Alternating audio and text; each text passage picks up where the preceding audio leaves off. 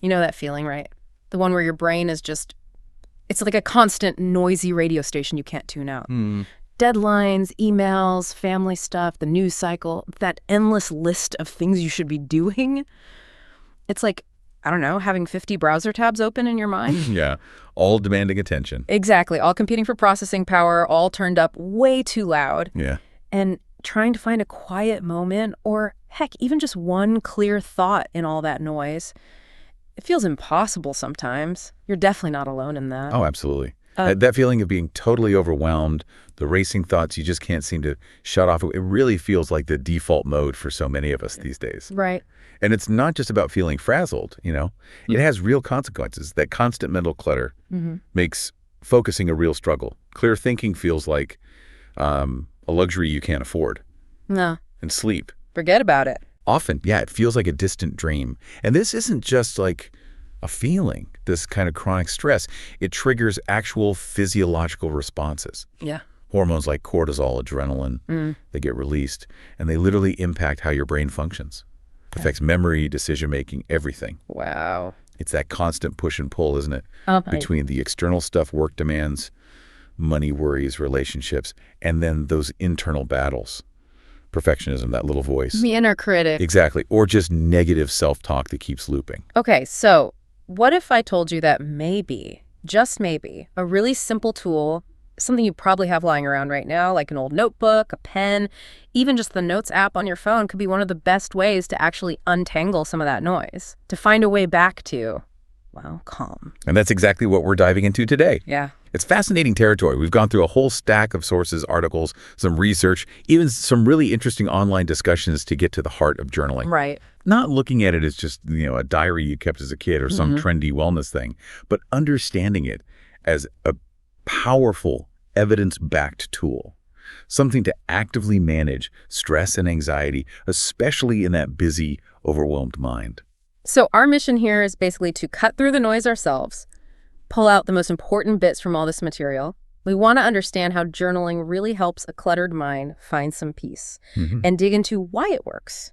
There's actually some solid science and psychology behind it, which is cool. And maybe most importantly, figure out how you can realistically make this a part of your life. Even if you feel like you have zero spare time or you're thinking, where would I even start? Exactly. Let's dive in. Okay, let's first just really validate that problem we started with, because it's not about some personal failing, is it? The world is demanding, it's fast, you're juggling work deadlines, home stuff, relationships, money, all those external pressures. Yeah, it's relentless. And then you layer on the internal stuff, that mental to-do list, the what-ifs, the feeling you're not doing enough. It is a lot. It truly is. Yeah. And all that volume, all that complexity, it creates what you could really call a cluttered mental space. Right. When your thoughts are all tangled up like that, it's incredibly hard to get any perspective. Totally. You struggle to process feelings properly, and sometimes you can't even tell what's the real source of the stress versus just background noise. So then journaling comes along, often presented as this kind of quiet solution. The sources talk about it as a deliberate practice, a space you intentionally create for like self-reflection, exploration, just being honest with yourself. Yeah, almost like opening a private door to your own inner world when nobody else gets to see. A private door, I like that. And a really key function, something that came up again and again, is that it provides a safe space for emotions. Think about it when you're anxious or frustrated or maybe even really happy about something unexpected. Where do those feelings usually go? They just kind of swirl around inside, right? Making noise. Exactly. They just churn. Journaling gives you a place, a designated spot to put those feelings down, to process them, explore them without any judgment. And that simple act, taking something internal, maybe overwhelming, translating it into words, putting it outside yourself on a page or screen. Externalizing. That externalization, yeah, it's consistently reported to just reduce the intensity. Yeah. It takes the edge off the stress or the emotion. It's a way of processing that happens outside your own head for a change. Okay, so let's really unpack the why here. Because honestly, just writing stuff down sounds almost too simple. You know, how can that fix the 50 tabs open in my brain? Well, what's fascinating is that it works on multiple levels at once. Psychologically, one of the biggest immediate wins is mental clarity. When thoughts are just buzzing around, they're chaotic, hard to grasp. Writing them down forces you to impose some structure. It helps you organize those scattered thoughts, lets you see patterns you might miss otherwise. It really is a mental decluttering process. Getting the thoughts out lets you step back, view a stressful situation from a bit of a distance. That's crucial for gaining perspective. Like emptying out that junk drawer finally. Exactly. So you can actually find what you need. And what about that emotional release idea, catharsis? Precisely. Writing can be incredibly cathartic. It's a natural, contained way to process difficult emotions. You can let out the anger, the sadness, the worry stuff that might otherwise stay bottled up, adding to that overall tension. And this release, it doesn't just feel better emotionally, it contributes to better emotional balance overall, and it can directly reduce physical stress symptoms too. It's like having a totally private chat with yourself where you can be brutally honest about everything. I remember seeing someone online put it really simply. It might have been Reddit, maybe a forum. They said putting thoughts on paper helps release them from your head so you don't have to keep carrying them around constantly. That's a brilliant way to put it. You're literally freeing up mental bandwidth. It lets you process and manage emotions more effectively instead of being managed by them. And this is really powerful when you're dealing with difficult stuff, maybe painful past experiences. Like trauma. Yeah, writing about trauma, for instance, can help process what happened, find meaning over time, build resilience. It's a way to integrate the experience rather than letting it just overwhelm you. Okay, but what about that hamster wheel? The overthinking, the negative thought loops. Can journaling actually interrupt that cycle? The sources strongly suggest it can be a really effective tool there. When your brain's spinning out, throwing worst-case scenarios at you, the act of writing them down forces you to slow down. Handle them one thought at a time. You can literally make lists, pros and cons, things I can control versus things I can't, likely fears versus, the really out there ones. Yeah, get it out of the abstract. Right. Externalize those racing thoughts. Analyze them more logically. It makes it easier to spot when a fear is maybe irrational. For lots of people, just getting those ruminating thoughts out of the echo chamber of their mind and onto a page where they can see them is huge. But, there's a potential downside too, isn't there? I remember seeing something about how only focusing on the negative in your journal could backfire, like reinforce it or lead to just wallowing. That's a really crucial point, and yeah, it came up in the material. It's absolutely vital to let yourself vent, express those tough feelings. That's part of the release. But if your journaling only ever consists of dwelling on the negative, you might accidentally keep yourself stuck there. Right, that makes sense. So the suggestion is to find a balance. After you've vented, process those feelings, try to shift, use the clarity you've gained maybe to brainstorm solutions, or look for lessons learned, or actively dedicate some space to gratitude, to positives. Journaling should be a tool to help you move through things and grow, not just a place to stay stuck in the muck. It also feels really connected to mindfulness, doesn't it? Very much so. Journaling naturally encourages you to pause, be present with your thoughts and emotions as they happen, and just observe them without immediate judgment, without trying to push them away instantly. And that practice, it builds self-awareness. You start recognizing your own patterns, your triggers, your emotional landscape, and that self-awareness is a direct antidote to rumination, that repetitive negative thinking that fuels so much stress. By writing, you're actively engaging with your inner world in a mindful way. Is there actually something happening in the brain, though, like neuroscientifically, beyond just feeling better psychologically? Oh, yeah. This is where it gets really cool. The physical act of writing, or even typing, it engages specific brain areas that contribute to these benefits. It seems to influence activity in the amygdala, the brain's sort of alarm center, and other emotional processing zones. By putting feelings into words, you're engaging higher-level brain functions that can help calm that alarm, provide release, reduce that raw stress response.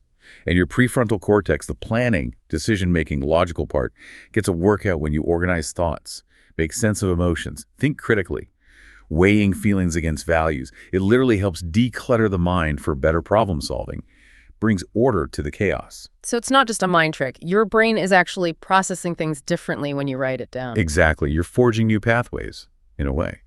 Reflecting on experiences, writing about them, stimulates the hippocampus, crucial for memory and learning. Helps you integrate past events, learn from them better. And just the process of taking abstract thoughts and turning them into written language, that engages key language areas like Wernicke's and Broca's areas. That effort clarifies fuzzy feelings and ideas for yourself, and bonus, it can even improve your communication skills generally. Wow. And then, on top of all that psychological and brain stuff, some sources mentioned actual, tangible, physical health benefits. That kind of blew my mind a bit. This is where it gets really interesting, almost counterintuitive, right? Studies and reports suggest regular expressive writing can have measurable positive effects on the body. We're talking things like strengthening your immune system. Seriously? Yeah. Potentially helping injuries heal faster, reducing stress-related doctor visits, even improvements in things like blood pressure, lung function, liver function. Writing impacting your liver function. I mean, that's not the first connection you make when you pick up a pen. It's pretty remarkable. The thinking is often tied back to reducing chronic stress, which we know hammers all those bodily systems. By processing stress better through journaling, you're lessening that toxic load. It's also linked to that psychological benefit of developing a coherent narrative, making sense of your life, even the hard parts, fostering a more positive outlook. That mental shift seems to ripple outwards physically. Okay.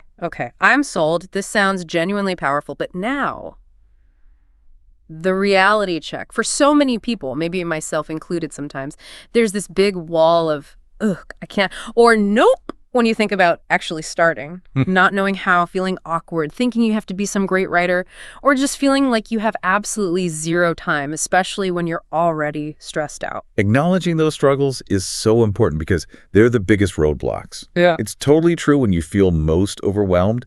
Sitting down quietly to write can feel like the last thing you have energy for. Right. But it's worth remembering what one source said. Journaling is a habit that can help you most when you feel anxious and rushed. It's not just a hobby for when you magically have loads of free time. What about the privacy fear? That's a big one. The thought someone might find your deepest thoughts. Completely valid concern. Very understandable. But there are pretty straightforward ways around it. Physical journal. Pick one that feels private. Keep it somewhere safe, only you know about. Digital. Loads of great apps now have password protection, even fingerprint or Face ID. True. The consensus seems to be, take simple precautions. The potential benefits for your mental and even physical health, they really outweigh that risk. Your journal is meant to be for your eyes only. And what about the fear of actually confronting the feelings themselves? It can feel like you're deliberately opening Pandora's box, stuff you've been trying to keep lid on. Another very real hesitation. And yeah, journaling can bring up uncomfortable stuff you've maybe been avoiding, but framing it as part of healing, part of growth is key. Instead of being blindsided by those feelings when they pop up randomly, journaling gives you a structured, contained way to explore them. Okay. It gives you some control of the process, a path towards understanding, maybe resolution, rather than just being swept away. And then the classic, I'm not a writer, or I'll just stare at a blank page. That feeling it has to be perfect or profound. Oh, the inner critic loves that one. Yeah. But you got to shut that voice down for journaling. This is not about perfect grammar, spelling, amazing prose, or even writing a certain amount. It's purely about honesty and self-expression for you. Okay, really gotta let that go. Seriously, don't worry about handwriting, making it neat, make it messy, cross things out, doodle. If you hit a blank page, totally normal. Have some prompts ready, maybe endless lists online. What are you grateful for? Describe a challenge. What are you looking forward to? Or just try free writing. Literally write anything to get started. I don't know what to write. That's a fine start. The point is just starting, not being perfect. So, given all those hurdles, how do you make this actually work for you? Because obviously there's no single right way. Flexibility is everything. This has to adapt to your life, not the other way around. First, experiment with the medium, paper or digital. Pen and paper forces you to slow down, maybe better for memory, deeper thinking for some. Digital typing on your phone, computer, often faster for just getting thoughts out, feels productive, super accessible because your phone's always there. Think about you. Hate your handwriting? Go digital. Get distracted typing. Try paper. Visual person. Maybe an art journal is your thing. Just experiment. See what feels comfortable, what you might actually stick with. And time of day. Is there a magic hour? Morning? Night? Sources mention benefits for both. Morning for intentions, gratitude, planning. Evening for reflection, processing the day, unloading worries. But honestly, the right time is whatever's realistic for your schedule and energy. Okay. 5 minutes at lunch, a few lines on the bus, jotting something while the kettle boils. Anything is better than nothing. Consistency in short bursts often wins over big failed attempts. And you don't need some special quiet writing corner either. Absolutely not. Don't get hung up on that. Changing your environment can actually spark different insights. Try a cafe, a park bench, your balcony, a quiet moment at work, even just the couch. Find spots where you feel okay and can grab even just a few minutes. Okay, let's talk techniques then, because Dear Diary isn't the only option, right? Okay. What are some different ways in? Oh, there's a huge range, which again shows how flexible it is. Stream consciousness or free writing is a great starting point. Just write whatever comes up, no structure, no filter. Perfect for brain dumping, silencing the critic. Goal isn't order, just flow. That sounds good for just clearing the mental decks. Exactly. Then there's gratitude journaling, specifically focusing on positives, big or small. Writing down things you're grateful for really can shift your mindset, counter that negativity bias we all have. Makes you notice the good stuff, even when things are tough. People say it lifts their spirits, can be lists or more detailed thoughts. And that directly tackles that point about not just wallowing, right? Precisely. Unsent letters, writing to someone, living or not, that you don't actually send. It's a safe way to get out difficult emotions. Anger, hurt, forgiveness, appreciation can bring closure. Interesting. Simple lists are journaling too. To-do lists, worry lists to get them out. Goal lists, lists of favorite things. Quick way to organize certain thoughts. One-word journaling perfect for super busy days. Just capture the day's essence or your feeling in one word. Sources say even this tiny act can reduce stress. Just one word. Okay, that feels doable even on the worst days. Totally. What is going well? Journaling similar to gratitude, but focuses specifically on the positive things from that day, however small. Deliberately counters focusing only on frustrations. Photo a day, great for visual folks. Snap a pic representing your day or mood. Maybe add a caption. Cool. Future self or future scripting, writing about where you want to be, or scripting a future day in detail. Helps clarify goals, boosts optimism, motivates action. And a self-compassion letter, writing to yourself as a kind, supportive friend would, addressing self-criticism, building self-worth. Wow, that's a fantastic toolkit. Makes it seem way less daunting. Like there really is something for everyone. That's the idea. Find what clicks, what feels easy to start with. So the last big piece, how do you actually make this stick? How do you turn it into a habit you actually do, especially when you need it most? Consistency. That's the absolute key. And the trick to consistency, especially at first, start small. Seriously small. Don't aim for a 30-minute essay right off the bat. Aim for 5-10 minutes, or even just 2 sentences. Consistently showing up for those few minutes is way more valuable than trying and failing to do long sessions sporadically. And anchor it. Tie it to something you already do automatically. Journal for 5 minutes with your morning coffee, or right before you turn on Netflix, or just before brushing your teeth.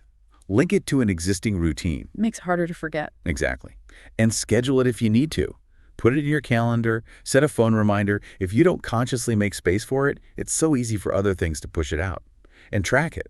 Use a habit tracker app. Put a check mark on a calendar. Whatever works. We humans like seeing progress, building streaks. Yeah, I hate breaking the chain. Right. Seeing that streak grow can be super motivating. Sometimes it makes you write even more just to keep it going. That visual feedback is powerful. It really is. And crucially, try to make it a pleasure, not another chore on a list. Don't approach it with dread. Use a notebook you like, a pen that feels good. Create a comfy little space for those few minutes, maybe some music, tea, whatever makes it feel like a small act of self-care you look forward to. And finally, what if you try a method and it's just not working? Feels boring, pointless. Be really honest with yourself. Check in regularly. How does this specific practice feel? Is it helping or adding pressure? Yeah. Boring or energizing? If it's not working, don't just force it. That's your cue to experiment. Switch it up. Exactly. Try a different technique from that list. Try a different time. Switch from paper to digital or back again. You have to adapt it to your real life, your needs right now. Find your groove. It's an evolving thing, not a rigid rule book. One last thought on that content balance we mentioned. While journaling is great for venting, the sources really emphasize using it for growth, right? Not just staying stuck. That's such a vital distinction. Yeah. Absolutely let yourself express the hard stuff that is part of processing. But once you've done that, try to use the clarity you got from writing it down to move forward somehow. Brainstorm solutions. Look for lessons learned. What did this teach me? Or actively shift focus to gratitude or positives. It's about processing feelings so you can move through them and grow, not just using the journal as an echo chamber for venting forever. Okay, let's wrap this up then. We've seen journaling is way more than just scribbling thoughts. It's a powerful, really flexible tool. It's backed by psychology, even neuroscience. It can genuinely reduce stress, anxiety, help you process emotions, gain clarity, understand yourself better, and maybe even boost your physical health. Yeah, it really boils down to finding the method, the time, the place that feels right, and importantly, accessible for you. There's no single correct way, only your way. And the key takeaway, the absolute most crucial thing, it's not what you write. It's not how elegant it is or how neat your handwriting is or how long you write for. Nope. The most crucial part is just the simple act of showing up for yourself consistently, getting those thoughts and feelings out of your head and onto paper or a screen. Even tiny, consistent efforts, just a few lines, day after day, can make a huge difference to your peace of mind, how you handle stress, your overall well-being. So maybe consider this. If just taking a few minutes to put your thoughts down without judgment, without expectation, can quiet that buzzing in your brain, help you make sense of things, build resilience, what other really simple practices might hold the key to profound changes in your well-being that maybe you haven't even thought about yet?